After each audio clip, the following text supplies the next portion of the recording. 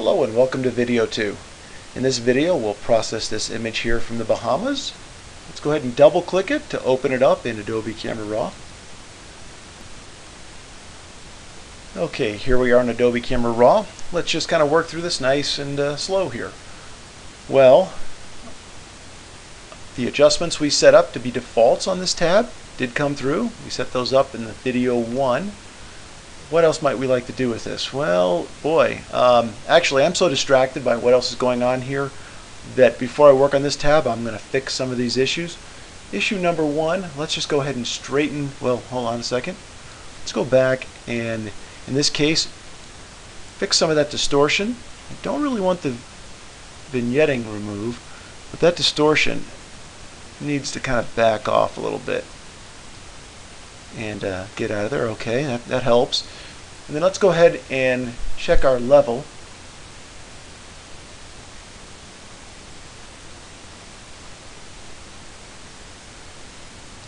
The leveling is basically a crop feature, and while the crop tool's open we're going to bring this into about right here. This one will come all the way across with about right there. And I'm going to touch enter on the keyboard to accept that crop.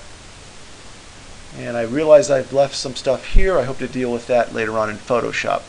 Okay, let's just start running down here. Well, if we toggle our highlight warnings on, we've got a lot right there. Let's pull the highlights back down, see if we can bring those back in range. We can about right there. Let's open up our shadows quite a bit. And we're pushing them pretty hard. And it still needs a little bit of, it's looking a little soft. It needs a little contrast, so we're going to introduce a little contrast here. And actually, as I look at the image, I would like a little bit more color punch, so I'm going to take the vibrance up a bit more. Alright, that looks pretty good. Heading on back to the curves tab. Again, I don't feel like I'm going to do anything here with this particular image, but on the detail tab, I definitely want to go in here and view the sky at 100%, and looking at the noise, there's definitely noise in here. I'm going to boost the color noise reduction up a little bit, but in particular I'm going to run this up pretty strong, and I'm betting that about 30 is going to smooth it out pretty nicely, and it looks like it did. I'll uncheck that. There it is. It's a little bit slow to respond. I'll check it again, and it smoothed it out quite nicely. So I'll right click, fit back in view. And now we're going to come back to the next tab, which is the HSL tab. Okay, don't really care about the yellow being that direction or that being that direction, but I am going to drag and pull the various sliders around until I find something that I like. Oh, let's call it, I like red there. Orange. Ooh, that's not right. That doesn't look right. So we're going to back it off a little bit, somewhere around there. Each time I process an image, it's going to look different than the time before. They're similar but different. Yeah, I'm going to leave yellow alone. Greens. No. No. Yeah, put the greens off that way. Aquas. Yeah, I like that. Water here opening up a little bit. Blues. Nope. Zero it out. Purples. No, and I don't see much in the way of magenta. I don't really want to saturate or do luminance on any of these colors here. I'm not going to split tone, so just checking this. We did do some distortion correction here, and we've moved chromatic aberrations. Let's make sure that we've done enough work down here. Let's get down here in this pier area in the corner. Looks like I'm seeing some dust up here, and you know, there's a little bit of green right there. Let's take the green slider and go over to the right just a smidge and see if we can fix that as well.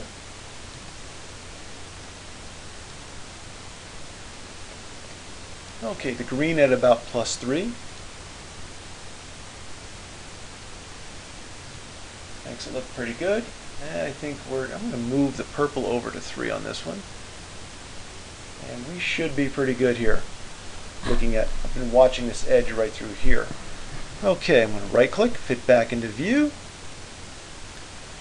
Okay, I think that's pretty much everything I would like to do here in Adobe Camera Raw. So we'll go ahead and click Open Image. take it on into Photoshop.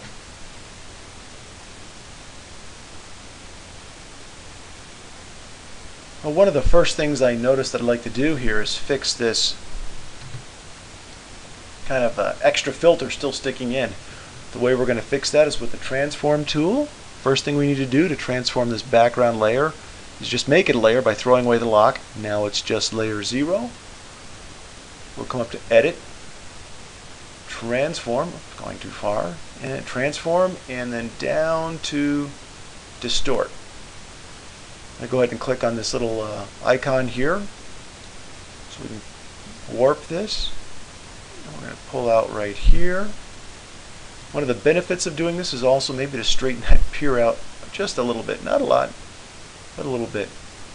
Won't hurt it. A little bit more. And I think we've got it. So we'll go ahead and click on the check button to commit that transformation. And now we'll go ahead and flatten the layer down. Layer, flatten. And we're going to right click, go to actual pixels, and I'm going to tab away the side panels, and I notice we've got some dust. So I'm going to deal with the dust right now. I'm going to go ahead and put J on the keyboard for the keyboard shortcut to pull up the healing brush tool.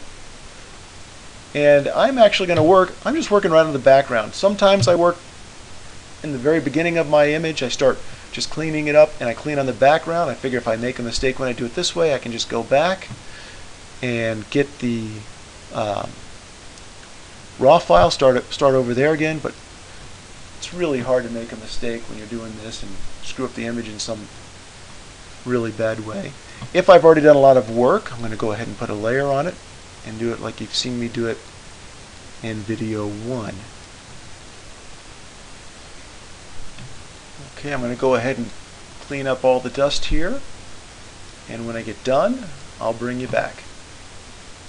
Okay, so the dust has been completely removed, or removed enough you won't be able to tell. We're going to fit this back on screen. Now, what would we like to do with this? Well, I might like to try a couple of different things. One of those techniques, that HDR toning technique where we blend it back in, we might want to try that.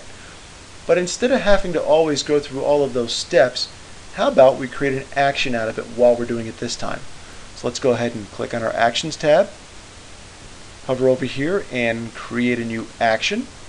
Let's call this HDR Mix. And we'll go ahead and assign function 3, so we just have to press the F3 button. It'll automatically apply. And it's going to be in the colors and contrast set of actions. And we'll click record. So first thing we want to do is copy that background layer, so it's Control A, C, T. Come up to Image, Adjustments, HDR Toning, and let's see here. A little bit of a change, but typically, again, I like to bring the highlights back down some. We'll back those off just a smidge. We'll back the shadows off a smidge. Ooh, that's too much. About like that. Maybe bring these back up. Toggle that preview on and off. Whoops, missed. There we go. Okay. Click OK. And then we're going to go ahead and do Control V to paste that image off the clipboard back into the document. Throw that lock away.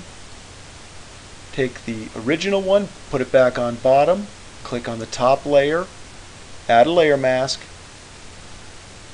run back to Actions, and stop Actions.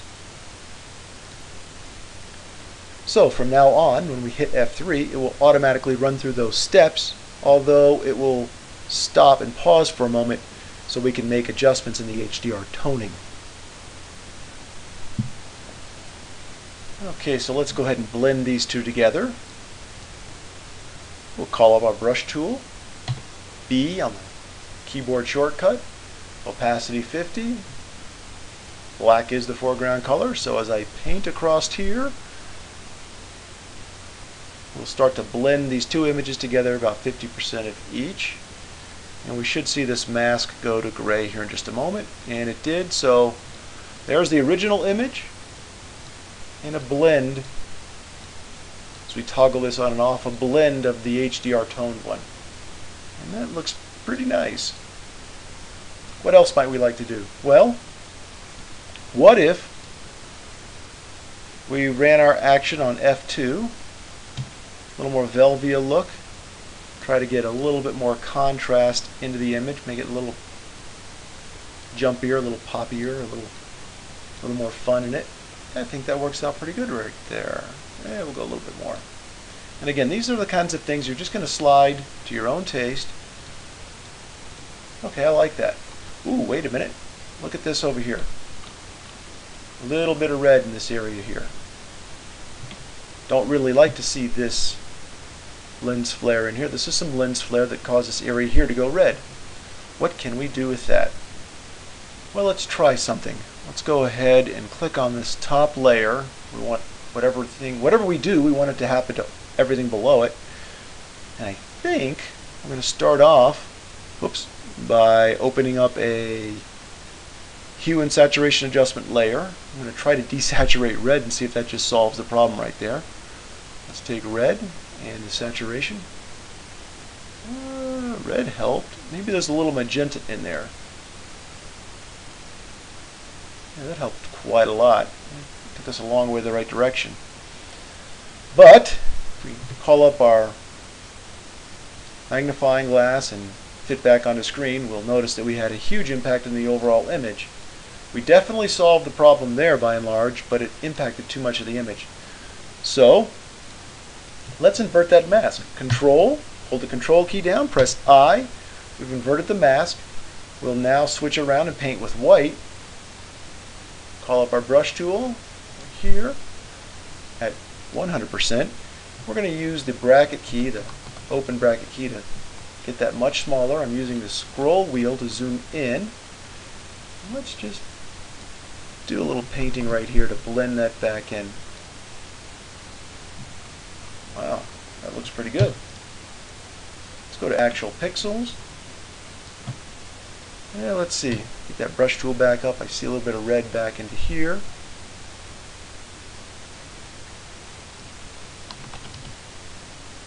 Yeah, let's toggle this on and off. Wow, works pretty good. It almost could have a little bit more pulled out, so one of the things we can do is just copy this layer. If I drag this down to make a new layer, we'll get a copy of it. And it applies the effect again. Now let's just see. Do that again. Wow, that's pretty well taken all the red out. I almost think that's, yeah, it looks pretty good. All right. I will go over here though. I see a little bit of red fringing right here that we didn't get out earlier. Go ahead on these different layers and pull that down. I think that looks fine. Hey, let's go ahead and fit that back to screen. Looking around the image, I'm doing my border patrol. I'm not seeing any other issues. This looks fine. It's ready to save off as a master file. File, save as, and here we'll just save the last four numbers. That's the identifying numbers, and we'll call it Bahamas Pier.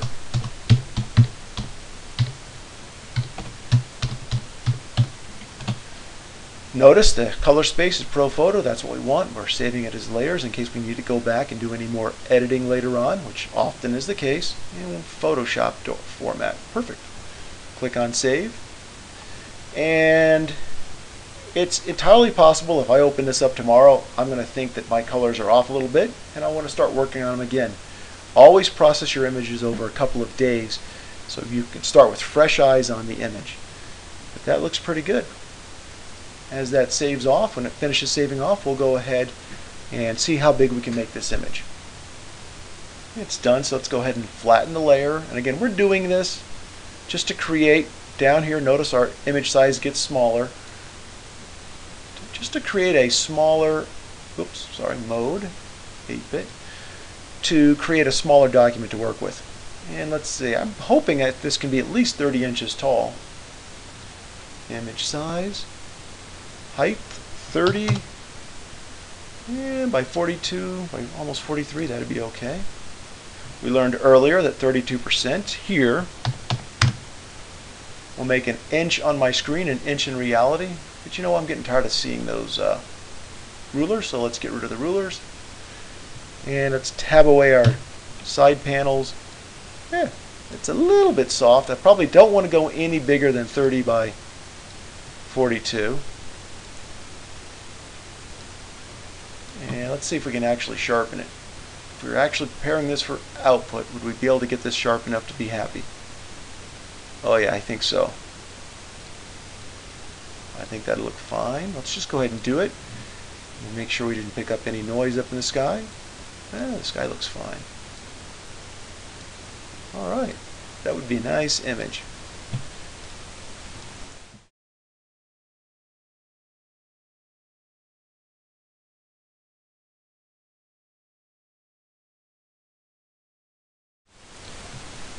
Well, as I give it one last look, this area over here is still bothering me just a little bit.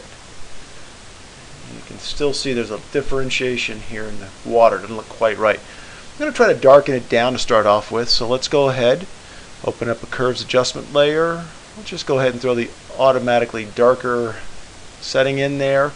Control I. Let's go ahead and use our brush tool and paint at about 25%. Just darken this down a little bit. We'll do this for a moment or two. Let's take a look. Actually, that does kind of bring it in a little bit better. A little bit of a rim around here, so we're going to size the brush down and go through again.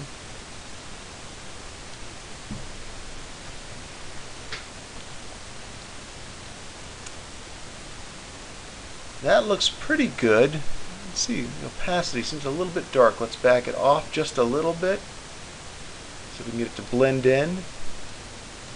Okay, now we're starting to get somewhere. Pull that back a little bit more. Looks like about right there. It's a pretty good blend. I'm going to hit this edge a little bit more. Just right through there. Right there.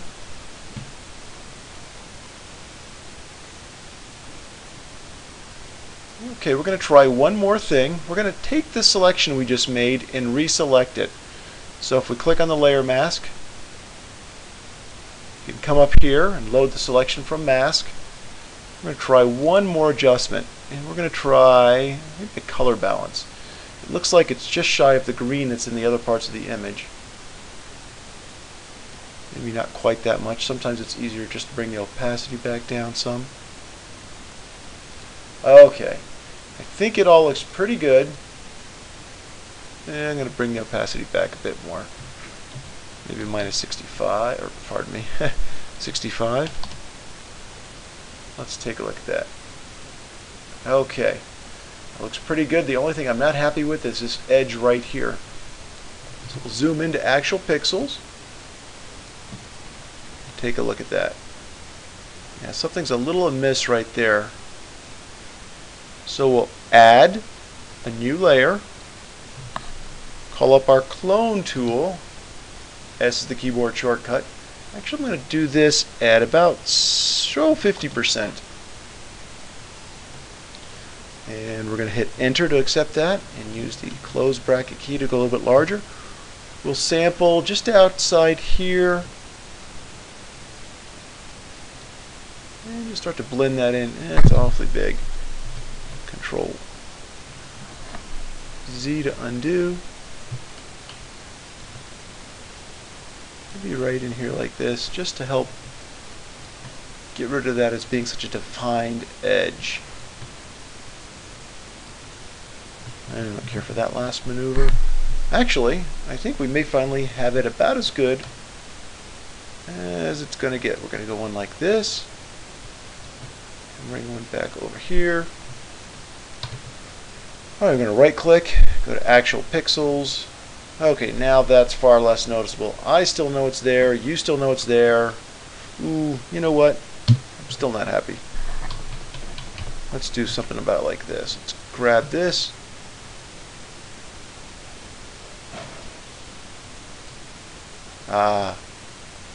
That's starting to have some impact.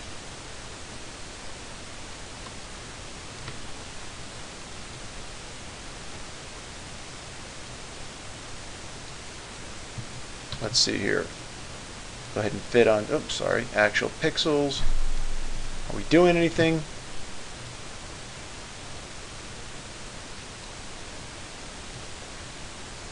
Let's take the opacity of this layer back down.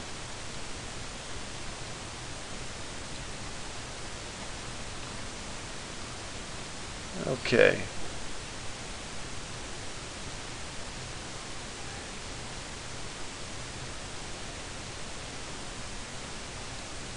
All right, let's zoom back in. And this is the darkening layer. Let's just darken that back down a little bit more. And I think we need a tad more contrast in that area. So we'll go ahead and make a new selection. And come up here and use a brightness and contrast. There we go.